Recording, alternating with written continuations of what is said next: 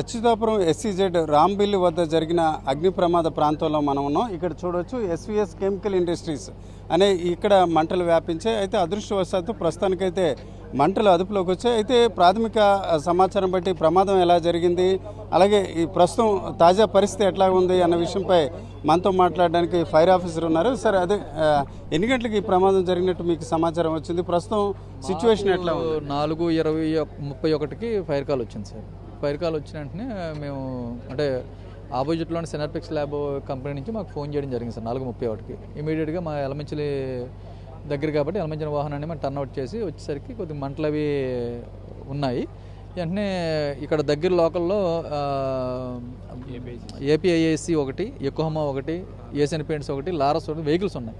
అవి కూడా ఇమీడియట్గా రావడంతో అన్ని వెహికల్స్ ఒకేసారి పనిచేయడంతో కొద్దిగా తక్కువ కాలంలోనే ఫైర్ని కంట్రోల్ చేయడం జరిగింది సార్. ఓకే, ప్రిలిమినరీ ఇన్ఫర్మేషన్ బట్టి ఎట్లాగా మంటలు జరిగినట్టు అక్కడ యాజమాన్యం కావచ్చు, కార్మికులు ఏం చెప్తున్నారు? అక్కడ పనిచేసే కార్మికులు అడిగితే వాళ్ళు గ్రౌండ్ ఫ్లోర్లో సెంట్రిఫ్యూజ్ చేసేటప్పుడు సాల్వెంట్ లీక్ అయింది, ఆ లీక్ అవ్వడం వల్ల ఫైర్ జరిగింది అని చెప్పి చెప్తున్నారు సార్.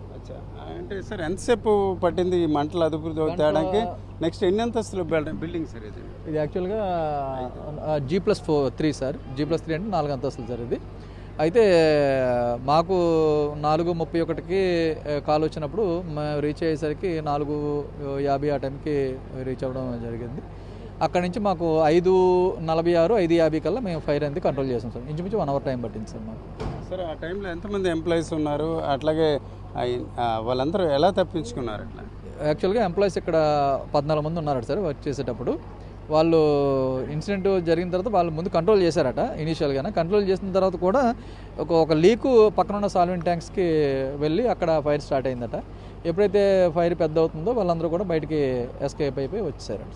ఓకే, దీని గురించి ఇంకా ఎంక్వైరీ ఏమైనా జరుగుతున్నట్టు అట్లాంటివి? అంటే దీనికి ఇన్స్పెక్టర్ ఫ్యాక్టరీస్ నుంచి వాళ్ళు అందులో ఉపయోగించిన మెటీరియల్ ఏంటి, వాళ్ళ ఏ విధంగా ఏ ప్రాసెస్ చేసేటప్పుడు అది జరిగింది అనేది వాళ్ళు ఎంక్వైరీలో తెలుస్తుంది సార్. ఇది ఈరోజు చూసుకుంటే దాదాపు 4:35 అగ్నిమాపక శాఖకు దీనికి సంబంధించిన ఫిర్యాదు అందడం జరిగింది. అయితే దాదాపు 7 అగ్నిమాపక శకటాలు దాదాపు గంట సేపు ప్రయత్నం చేయడంతో మంటలు అదుపులోకి వచ్చాయి. ఈ ప్రమాదం జరిగిన సమయంలో దాదాపు 14 మంది పనిచేస్తున్నారు. అయితే కార్మికులందరూ కూడా వెంటనే పారిపోకుండా మంటలను అదుపు చేసే ప్రయత్నం జరగడంతో కొంతవరకు మంటల తీవ్రత తగ్గినట్టు ఫైర్ ఆఫీసర్ చెప్తున్నారు. దీనిపై ఇప్పటికే ప్రభుత్వం విచారణకు ఆదేశించింది. దీనికి సంబంధించి జిల్లా అధికారులు కూడా ఒకవైపు విచారణ కొనసాగిస్తున్నారు. అయితే ఈ తాజాగా ఈ ప్రమాదంలో ప్రాణ నష్టం అలాగే ఇతర నష్టాలు జరగకపోయినప్పుడు కూడా ప్రమాదం ఎలా జరిగింది, మున్ముందు ఇలాంటి ప్రమాదాలు జరగకుండా ఎలాంటి చర్యలు తీసుకోవాలనే అంశంపై ప్రస్తుతం అధికారులు దృష్టి పెట్టిన పరిస్థితి ఉంది. కెమెరా పర్సన్ సంతోష్తో రామచంద్రరావు, RTV, ఎలమంచిల్ నుంచి. చరిత్ర సృష్టించినోడు ఇప్పుడు ఆ చరిత్రని తిరగరాయబోతున్నాడు. అబద్ధాల గోడల్ని బద్దలు కొట్టి నిజాలను రాగా మీ ముందుంచబోతున్నాడు.